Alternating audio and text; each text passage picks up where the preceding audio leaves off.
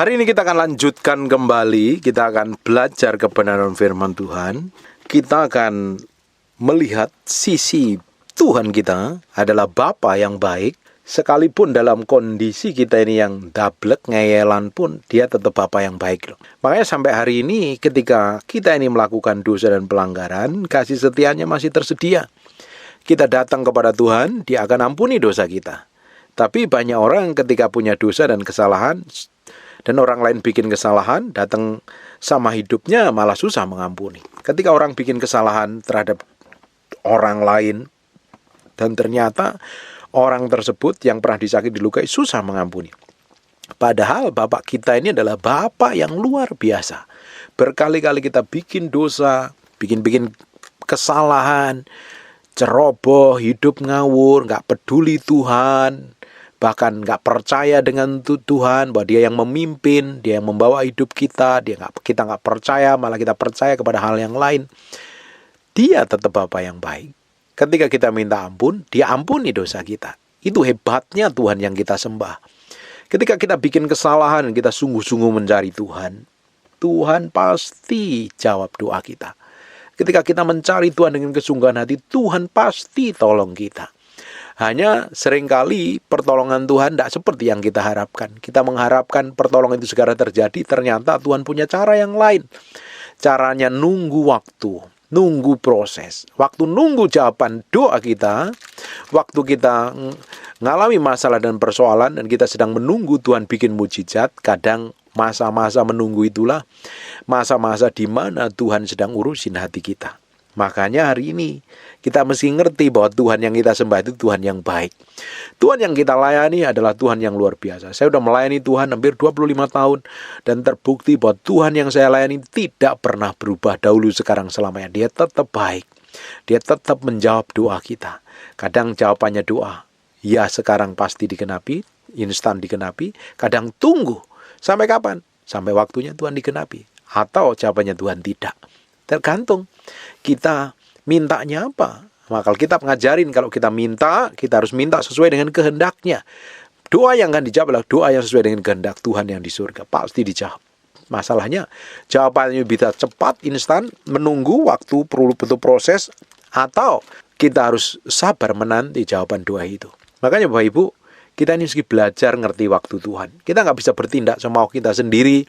Kita nggak bisa melakukan segala sesuatu seenak perut kita sendiri. Kita ngikutin cara Tuhan bekerja. Kita ngikutin pola Tuhan bekerja. Hingga hidup kita ini semakin hari semakin dibawa, diubahkan di dalam hadirat Tuhan. Kita akan lihat di Matius pasal yang ke-7 mulai ayat yang ke-9. Adakah seorang daripadamu yang memberi batu kepada anaknya jika ia meminta roti, atau memberi ular jika ia meminta ikan? Berani, bapak yang di dunia ini kalau anaknya minta roti tidak mungkin dikasih batu. Kalau anak yang minta ikan, tidak mungkin dikasih ular. Itu bapak yang di dunia masih banyak kekurangan, kelemahan. Kita sebagai orang tua masih banyak kekurangan, kelemahan. Kadang kita ngelihat anak kita yang dablek, ngeyel, bantahan saja. Ketika dia punya kebutuhan, kadang kita nggak tega memberinya. Ini kita loh masih daging, masih dunia. Bapak Ibu bisa bayangkan bapak kita yang di surga seperti apa? Coba perhatikan di ayat yang ke-11-nya. Jadi jika kamu yang jahat tahu memberi pemberian yang baik kepada anak-anakmu, apalagi Bapamu yang di surga akan memberikan yang baik kepada mereka yang meminta kepadanya.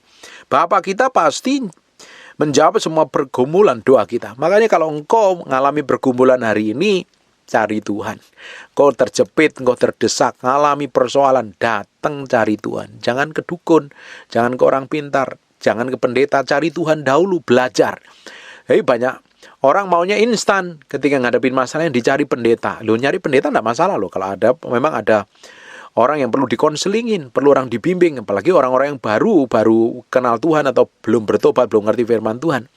Tapi kalau Bapak Ibu ini sudah bertumbuh di dalam Tuhan, ketika engkau punya kebutuhan, punya kerinduan, punya masalah personal, datang dulu sama Tuhan. Minta Tuhan jawab. Makanya di ayat yang ke-7-nya ngomong begini, mintalah, maka akan diberikan kepadamu. Minta dulu sama Tuhan. Yang diminta itu bukan manusia. Alkitab kan katakan, terkutuklah orang yang mengandalkan kekuatannya sendiri. Yang pertama kali minta itu Tuhan, bukan manusia. Tapi orang lebih suka ngandalin manusia. Padahal kita ngomong, terkutuk loh orang yang mengandalkan manusia. Kita harus ngandelin Tuhan. Kita harus jadikan Tuhan itu prioritas yang utama. Kalau kita cari Tuhan, kita minta sama Tuhan, Dia Bapa yang baik. Bapa kita yang dunia ini, orang tua kita secara daging, kalau kita lapar, tidak mungkin dikasih batu. Kita minta roti, tidak mungkin dikasih batu. Kita minta ikan, tidak mungkin dikasih ular. Pasti Dia bekerja berusaha. Bapak Ibu bisa bayangkan, orang tua kita dahulu, ketika membesarkan kita, Dia nggak tahu panas dan hujan, Dia nggak peduli terik kayak apa, sakit kayak apa, Dia berjuang supaya anak-anaknya tercukupi kebutuhannya, dapat fasilitas yang terbaik, dapat makanan yang terbaik. Bahkan kadang sering puasa orang tua kita, kecuali orang tuanya udah kaya raya, lain cerita. Ada orang-orang tua yang hidupnya sederhana, orang tuanya berjuang dulu, cari makan dulu, dagang dulu, dia baru dapat duit, baru dia berusaha. Itu orang tua kita berjuang mati-matian supaya anaknya mendapat yang terbaik. Orang tua kita loh, secara daging loh, dia punya kekurangan loh, dia punya kelemahan. Bapak Ibu bisa bayangkan ketika kita punya Bapa yang baik, ketika Tuhan kita adalah Tuhan yang perkasa, Tuhan yang luar biasa, Tuhan yang dahsyat sekali. Bapak Ibu bisa bayangkan apa yang Tuhan kerjakan dalam diri kita ketika kita minta sama Tuhan. Kita minta sama orang tua kita. Dia, kalau orang tua nggak punya, dia akan berusaha cari sekuat mungkin. Semampu mungkin dia akan berusaha, dia cari. Bapak Ibu bisa bayangkan Bapa kita yang di surga. Dia ketika kita minta, Dia punya segalanya, Dia punya langit dan bumi. Bapak Ibu punya pergumulan apa? Punya masalah apa? Yang dicari Tuhan dahulu. Cari Tuhan.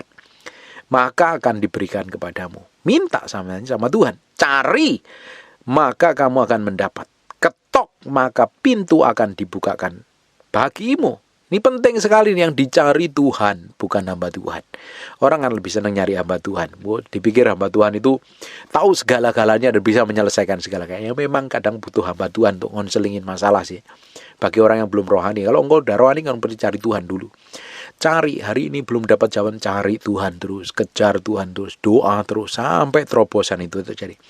Karena setiap orang yang meminta, menerima, dan setiap orang yang mencari, mendapat, dan setiap orang yang mengetok, baginya pintu akan dibukakan. Ini pengajarannya Yesus. Kalau Bapak Ibu lihat di Alkitab, ini tulisannya merah, artinya Yesus sendiri yang ngomong. Kalau Yesus ngomong, mintalah maka akan diberikan kepadamu. Carilah maka kamu akan mendapat. Ketoklah maka kamu akan dibukakan bagimu. Karena setiap orang yang meminta, menerima, dan setiap orang yang mencari, mendapat, dan setiap orang yang mengetok, baginya pintu akan dibuka. Akan terjadi terobosan, akan terjadi breakthrough. Yang dicari Tuhan, yang dikejar Tuhan. Tuhan Bapa yang baik. Pak, saya udah berdoa loh Pak, bertahun-tahun belum terjadi terobosan. Pak, saya berdoa loh, sudah puasa, saya sudah kemana doa, saya ditumpangi tangan pendeta, dinubuatin kok belum terjadi terobosan. Cari Tuhan, sampai pintu dibukakan.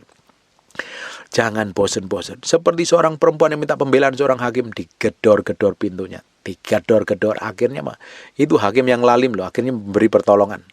Apalagi Bapak kita. Itu perumpamaan hakim yang lalim, ketika ada seorang meminta pertolongan, digedor-gedor pintunya, terus-terusan, dia tidak berhenti, dia tidak menyerah, dia terus, dan apa yang terjadi? Dia mendapat pertolongan. Apalagi Tuhan kita.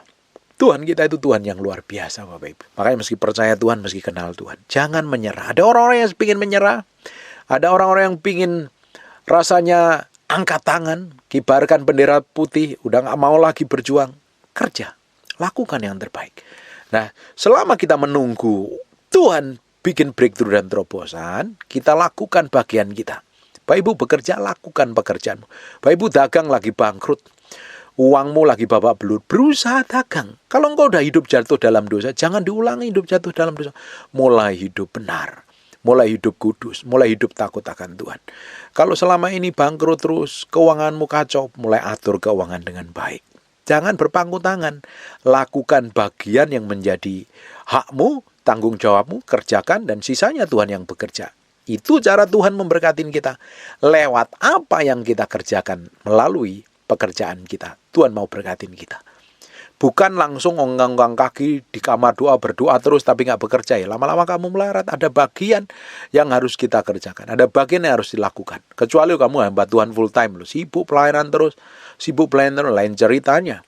karena kamu sibuk ngurusin para jemaat. Tapi kalau kamu jadi jemaat biasa, jadi karyawan, jadi bos dan lain sebagainya, kerjakan tanggung jawabmu. Kamu apa? Jadi karyawan yang baik. Jadi pengusaha yang baik. Jadi orang tua yang baik. Lakukan bagianmu. Dari apa yang kita kerjakan, dari apa yang kita lakukan, dari sanalah Tuhan memberkatin kita. Tuhan membuat kita menjadi besar.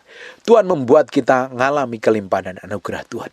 Yang dikejar adalah Tuhan. Dan bagian kita adalah bertanggung jawab dengan segala sesuatu yang Tuhan percayakan dalam diri kita. Jangan menjadi malas. Atau jangan nggak mau tahu apa-apa. Cari Tuhan. Kejar Tuhan. Cintai Tuhan. Hormatin Tuhan. Kasih Tuhan. Engkau akan melihat anugerah dan kemurahan Tuhan. Engkau akan melihat breakthrough dan terobosan dalam hidupmu. Jadi orang harus minta hikmat sama Tuhan. Minta terobosan, minta breakthrough. Dari sana Tuhan akan buat sesuatu yang ilahi dalam hidupmu. Dia akan buat sesuatu yang dahsyat dalam hidupmu. Hari demi hari hidupmu akan dibawa mengalami sesuatu yang besar. Hari ini ada orang-orang yang ingin menyerah karena ngadapin masalah, ngadapin persoalan. Cari Tuhan, kejar Tuhan. Tuhan masih menunggu. Di jalan yang buntu itu, di lorongnya, ada Tuhan sedang menunggu dengan semua jawaban dan permohonanmu. Jangan menyerah. Masih kita punya Tuhan kok. Tuhan tidak pernah meninggalkan kita kok. Tuhan selalu melindungi, meproteksi, jagain kita. Tuhan selalu berbuat sesuatu yang ilahi. Pingin janjinya itu digenapi dan kita bisa menikmati semua janji Tuhan itu. Tuhan berjanji dalam firman-Nya. Harusnya janji itu digenapi dalam kehidupan kita supaya kita bisa menikmati semua anugerah dan kemurahan Tuhan. Tuhan kita adalah Bapa yang baik. Dia tidak pernah meninggalkan kita. Ada orang-orang yang sudah putus asa dengan sakit penyakitnya. Sudah putus asa dengan masalahnya. Sudah nggak tahu lagi apa yang harus diperbuat. Nggak tahu lagi apa yang harus dilakukan. Cari Tuhan. Datang sama Tuhan. Serahkan hatimu. Mulai jalan dalam kekudusan. Mulai jalan dalam kesucian. Cintai dan kasih Tuhan. Berikan yang terbaik sama Tuhan. Dia akan buat mujizat. Dia akan buat sesuatu yang ilahi. Dia akan bikin terobosan dalam hidupmu. Amin. Berapa banyak kita bikin dosa dan kesalahan sama Tuhan? Udah banyak kali kan? Berapa kali kita udah ngecewain hati Tuhan? Banyak. Kadang kita gak percaya dengan firman-Nya. Kita gak percaya dengan jawaban doanya. Apakah Tuhan marah? Apakah Tuhan gak peduli? Tuhan peduli ketika kita datang sama Dia. Carilah aku, maka kamu akan menemukan aku. Selama kasih karunia-Nya tersedia, bagian kita itu mencari Tuhan setiap hari. Renungin firman. Pak, saya baca firman ngantuk, Pak. Banyak khotbah hamba-hamba Tuhan di YouTube, dengerin pengajarannya. Fokus, catat ayat demi ayat. Mengerti, minta Roh Kudus terjemahkan. Kalau engkau sudah bisa baca firman dan bisa makan sendiri, tambah lebih powerful. Tapi kita butuh pengajaran. Kita butuh dimuridkan. Sampai hari ini pun saya dimuridkan. Saya butuh pengajaran. Saya butuh makan firman setiap hari. Semakin kita berjalan sama firman, kita bertumbuh dewasa di dalam Tuhan. Semakin kita ngikutin Tuhan, hidup kita itu semakin diubahkan hari demi hari. Semakin menjadi serupa, segambar dengan Tuhan. Hidup kita akan mengalami anugerah dan kemurahan Tuhan. Hidup kita akan mengalami breakthrough dan terobosan. Tuhan adalah Bapa yang baik, yang tidak pernah meninggalkan kita. Dia selalu menolong kita. Dia selalu bikin breakthrough dan terobosan. Kita dulunya orang berdosa. Bapak Ibu bisa bayangkan, kita orang ngecewain Tuhan, kita gak kenal Tuhan, kita gak peduli Tuhan. Tiba-tiba Tuhan taruh rohnya, dan kita ngalami kelahiran baru, rohnya tinggal di dalam diri kita. Kita tiba-tiba dipulihkan, dosa kita diampunin, diubahkan. Tidak hanya berhenti sampai situ loh. Tuhan angkat kita pelan-pelan. Tuhan berkati. Dan ternyata Tuhan pakai kita menjadi berkat buat orang lain. Itu hebatnya Bapak kita. Itu hebatnya Tuhan kita. Ketika Bapak Ibu bikin kesalahan, nggak langsung dipukul. Kadang ditunggu waktu yang lama. Sampai cawan murkanya penuh. Makanya jangan sampai cawan murka itu penuh. Kalau nunggu cawan murka itu penuh, kamu akan ketemu murka Tuhan. Ketika bikin kesalahan pelanggaran, cepat bertobat dan sungguh-sungguh balik sama Tuhan. Cari Tuhan dengan kesungguhan hati. Cintai Tuhan dengan kesungguhan hati. Kejar Tuhan dengan kesungguhan hati. Mulai hidup dalam takut akan Tuhan. Hidup dengan respek dan hormat dengan Tuhan. Hidupmu akan dibawa terus berjalan. Naik terus. Ngalami perubahan. Ngalami breakthrough. Ngalami pemulihan. Ngalami terobosan. Ngalami anugerah. Ngalami kelimpahan. Tiba-tiba hidupmu dibawa ke dalam level yang berbeda. Jadi berkat bagi banyak orang. Tiba-tiba orang di sekitarmu diberkati. Makanya jangan nyerah. Bapak Ibu, keputusanmu hari menentukan masa depanmu. Ketika engkau hari ini menyerah, nanti sebenarnya engkau akan rugi banyak. Tapi ketika engkau hari ini gak menyerah, sudah capek Pak, sudah lelah Pak, sudah putus, kejar Tuhan. Jangan cintai Tuhan, kejar Tuhan, kasih Tuhan, kejar Tuhan, hormatin Tuhan. Mulai bergantung sepenuhnya sama Tuhan. Keputusanmu hari ini akan mempengaruhi banyak orang di depan. Keputusan untuk bertobat, untuk berubah, untuk hidup takut akan Tuhan. Apa yang terjadi? Nanti banyak orang akan diberkati melalui hidupmu. Ada banyak orang akan diubahkan melalui hidupmu. Akan banyak orang ngalami Tuhan melalui hidupmu. Makanya saya bilang, keputusanmu hari ini akan mempengaruhi banyak hal di depan sana. Karena Tuhan mau engkau berjalan dalam kekudusan, engkau berjalan dalam kesucian, engkau berjalan dalam anugerah, engkau berjalan dalam kemurahan, engkau berjalan dalam kemenangan hari demi hari. Tuhan maunya kita menang dalam segala hal, dalam segala tindakan, sikap, kondisi, apapun juga. Tuhan mau kita mengalami kemenangan. Makanya minta, maka akan diberikan kepadamu. Cari, maka kamu akan mendapat. Ketok, maka pintu akan dibukakan kepadamu. Karena setiap orang yang meminta, menerima, dan setiap orang yang mencari, mendapat. Setiap orang yang mengetok, baginya pintu akan dibukakan. Masih tersedia jalan keluar. Ini Yesus yang ngomong. Akan ada breakthrough, akan ada pemulihan, akan ada terobosan, akan ada terjadi sesuatu yang ajaib dalam hidupmu. Karena Tuhan mau itu terjadi dalam hidupmu. Kalau Tuhan tidak mau, kamu akan ketemu murka Tuhan. Kalau sampai hari ini kau masih menikmati anugerah, berkat kasih setianya, karena Tuhan belum selesai dengan hidupmu. Dia punya rencana ilahi. Dia punya rencana yang dahsyat. Dia mau pakai hidupmu mengalami sesuatu yang besar. Dan namanya akan dipermuliakan melalui hidupmu, sikapmu, tindakanmu, dan keluargamu. Hari ini mulai fokus sama pribadi Tuhan. Dia yang akan jawab, dia akan bikin breakthrough. Jangan nyerah, jangan putus asa. Mulai berlutut datang sama Tuhan. Akui semua dosa dan pelanggaranmu. Dia akan memulihkan kamu. Dan mulai belajar nyenengin hati Tuhan. Senengin hati Tuhan. Cintai Tuhan. Kasih Tuhan. Hormatin Tuhan. Engkau akan melihat sesuatu yang dahsyat. Engkau akan melihat sesuatu yang ilahi. Yang Tuhan akan kerjakan dalam hidupmu. Dia Bapa yang baik.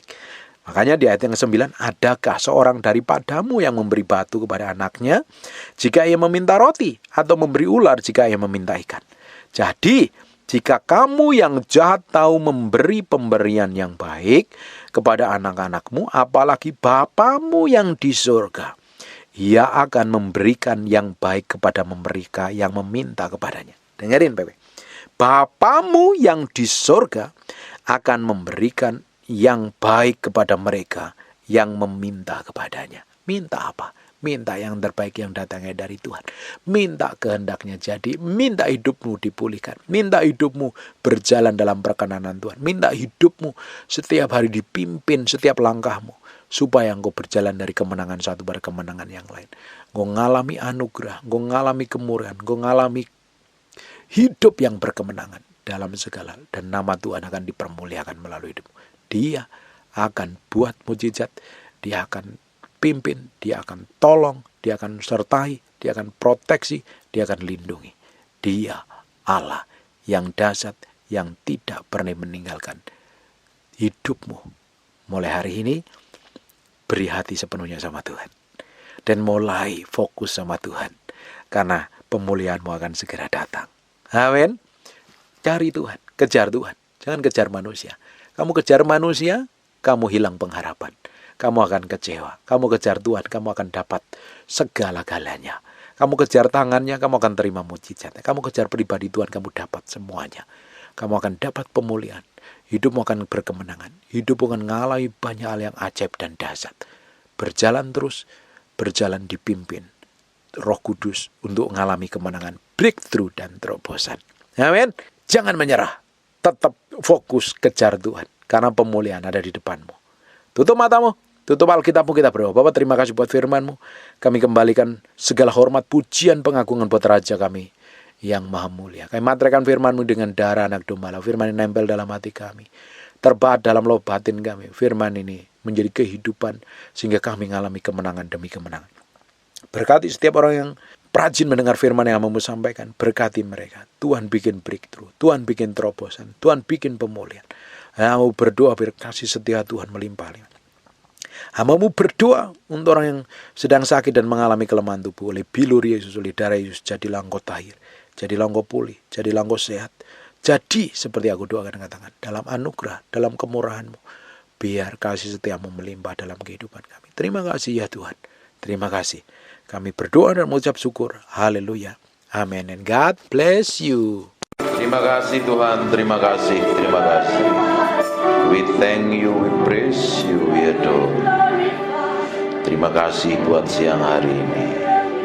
Kami mau dedikasikan hidup kami siang hari ini untuk menyembah-Mu, untuk datang di hadirat. Kami berikan korban yang terbaik dalam nama Yesus. Haleluya. Amin, amin. Tetap berdiri.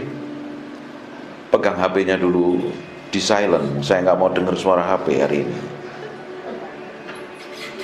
Pastikan HP-mu di silent.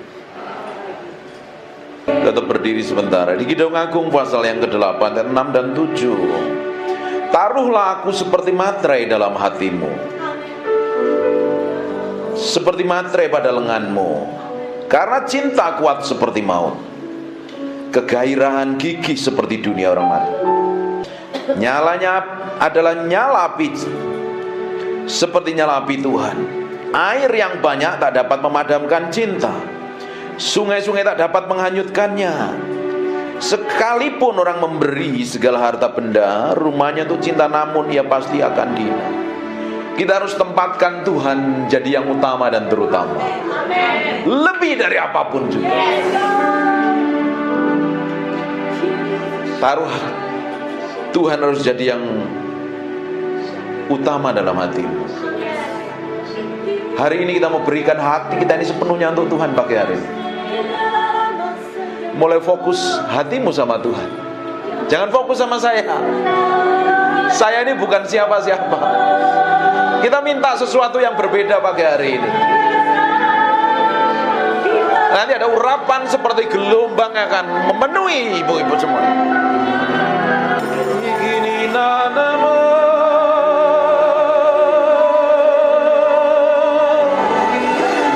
sini nana,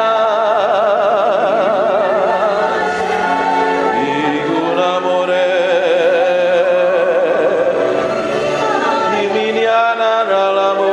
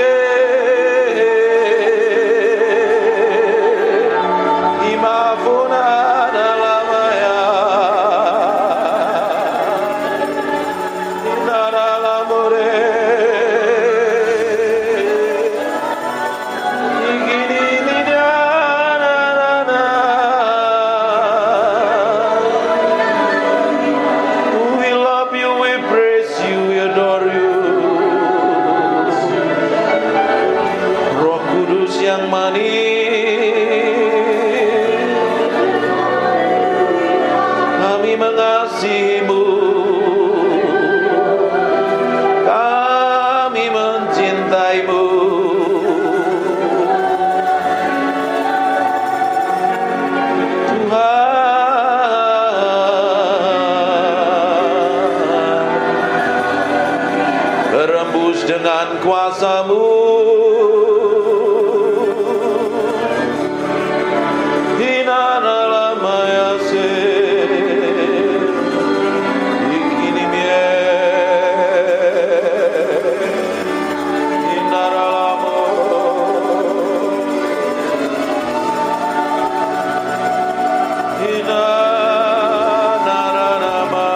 Buka tanganmu dua-dua.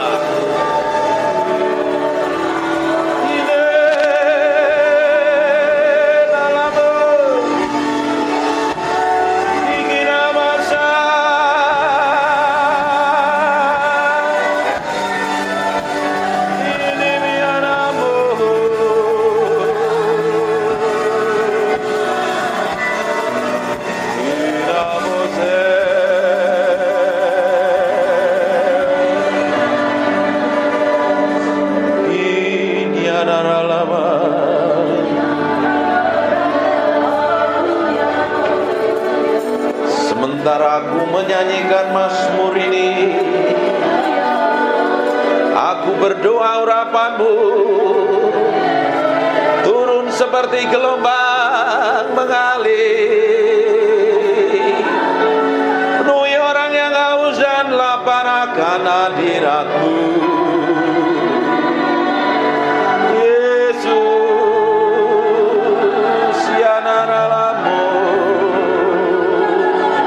Sekarang pengurapan itu sedang turun dalam ruangan ini.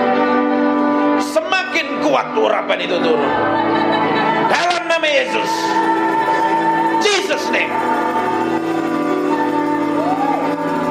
Go. Fill. Penuhi setiap orang dalam ruangan ini. Jesus.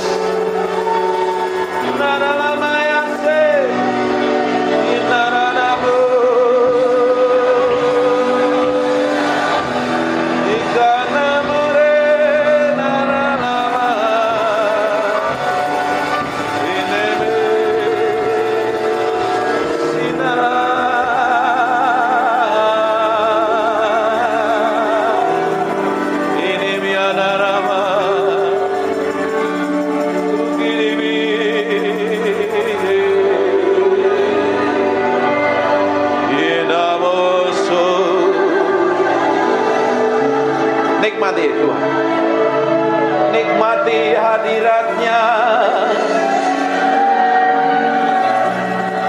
siang hari ini, nikmati hadirat-Nya,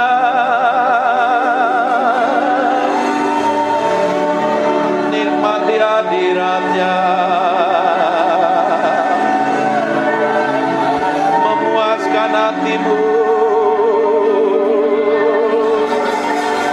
Memuaskan hatimu, memuaskan hatimu.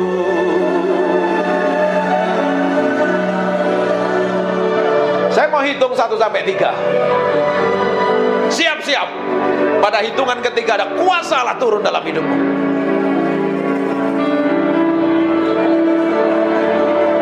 Nikmati hadirat-Nya.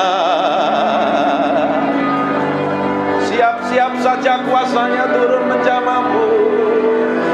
1.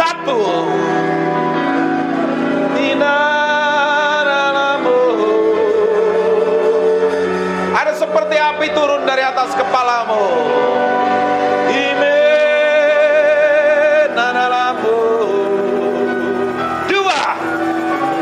Sekarang terima itu. Jesus. Take. Jesus name. Go. Maralah bagimu. Terus. Take it. Touch in Jesus name. Jesus name.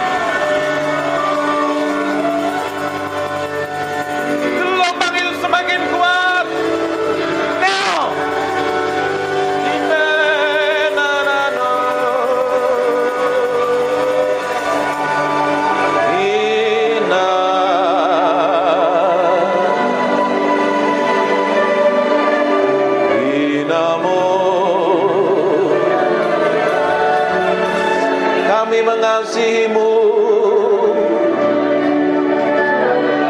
kami mencintai-Mu. Dari hati kami mengalir penyembahan, dari hati kami mengalir Mazmur. Jesus, Jesus.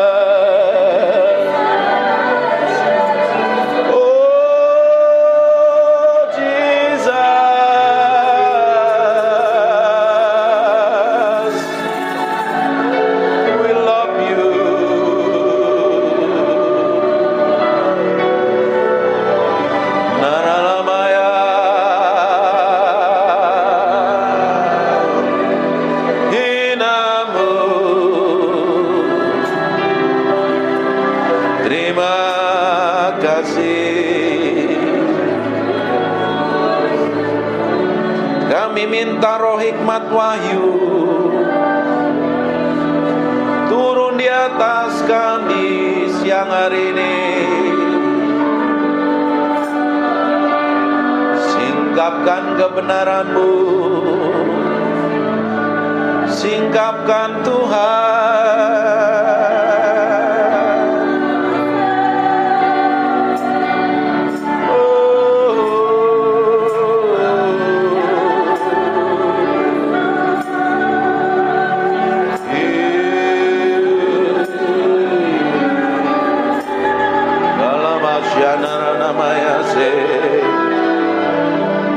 Terima kasih, terima kasih, terima kasih, Jesus. We thank you, we praise you, we adore. Terima kasih. We thank you. Terima kasih Roh Kudus, Engkau baik, Engkau luar biasa, Engkau dahsyat. Permuliakan nama Yesus yang hari ini, buat firman-Nya begitu hidup, dan ubah kami dalam hadirat-Mu, ubah kami dalam hadirat-Mu. Kami minta Engkau tetap tinggal di antara kami, dalam nama Yesus. Silahkan duduk. Menyembah Tuhan artinya memberi hidup sama Tuhan. Bukan mulutnya yang ngomong, tapi hatimu yang diberikan sama Tuhan. Ketika hatimu diberikan sama Tuhan, dan Tuhan dapatin kelakuan, sikap, dan tindakanmu serta perbuatanmu menyenangkan hatinya. Nah, ketika kau nyembah Tuhan, Tuhan hadir, Dia akan merubah hidupmu. Saya suka nyembah ini, kencengin. Saya ngomong sesuatu tapi kayaknya meski berubah. Banyak hal yang saya mau ajarkan tapi Tuhan suruh ngomong yang lain. Penyembahan ternyata bukan hanya sekedar bicara tentang bahasa roh, bukan sekedar ngomong yang teriak-teriak kenceng-kenceng atau main musik jago, tapi beri yang di dalam hatimu untuk Tuhan, lebih dari apapun. Ternyata kalau kita beri hati kita sepenuhnya untuk Tuhan, kita nempelnya sama Tuhan. Waktu nyembah begini, Tuhan disenangkan dengan penyembahanmu dan nyanyianmu. Tanpa kita nggak sadarin, kadang Tuhan hadir dalam penyembahan kita. Kalau ketika Tuhan hadir dalam penyembahan kita, kuasanya begitu powerful dan dahsyat. Amin. Ini kan hadiratnya masih tebel kan ya? Iya. Iya. Nah, di belakang rasain hadirat Tuhan masih. Kayaknya Tuhan masih ingin disembah. Tutup matamu aja, kita nikmatin hadirat.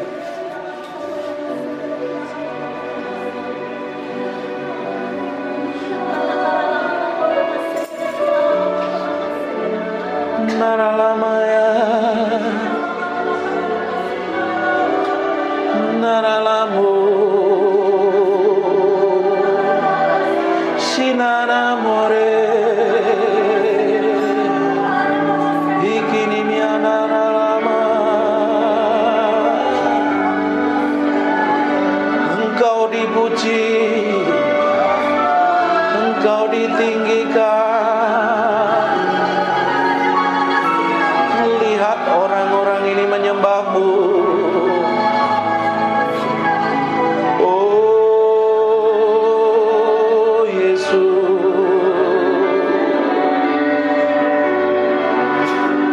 Inana lama naramo. Inamo senara lamandaraba. Mulai bangun keintimanmu dengan Tuhan. Ikiniana nalamaya. Dia hadir dalam ruangan ini. We thank you. I feel.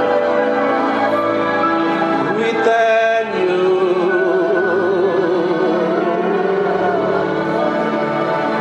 Ikinana namo siniere mereme. Inamora.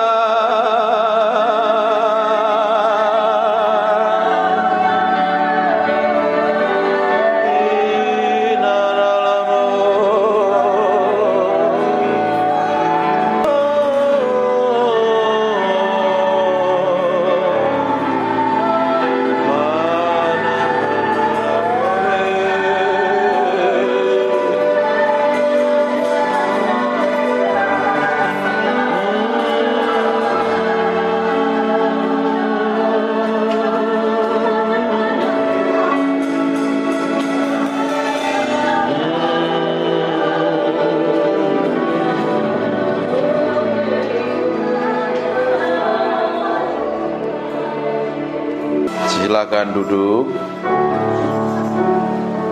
Bapak Ibu, perkara rohani itu paralel dengan perkara jasmani. Kalau kita menang secara rohani, kita akan menang secara jasmani. Kalau kita menjadi manusia rohani, karaktermu pasti berubah. Mulutmu berubah. Tidak mungkin kita rajin nyembah, tidak mungkin kita ngaku cinta Tuhan dan mengasihi Tuhan, tapi kita memiliki karakter daging buruk, jelek, benceno, jadi batu sandungan. Karena yang kita sembah adalah Tuhan. Karena sebelum kita nyembah, kita harus beresin hati kita dahulu. Ini harus jadi korban dulu. Sebelum pelayanan, hidupmu harus dipersembahkan di atas mezbah Tuhan. Sebelum jadi hamba Tuhan, meski mati daging pikul salib sangkal diri. Kalau enggak daging nanti pelayanannya. Bisa khotbah, bisa nyanyi, bisa nyembah, bisa main musik, bisa jadi apapun juga. Tapi kalau lahirnya dari daging, itu tidak akan berkenan di hadapan Tuhan. Masalahnya yang tahu hati kita itu diri kita sendiri dengan Tuhan. Orang lain tidak tahu.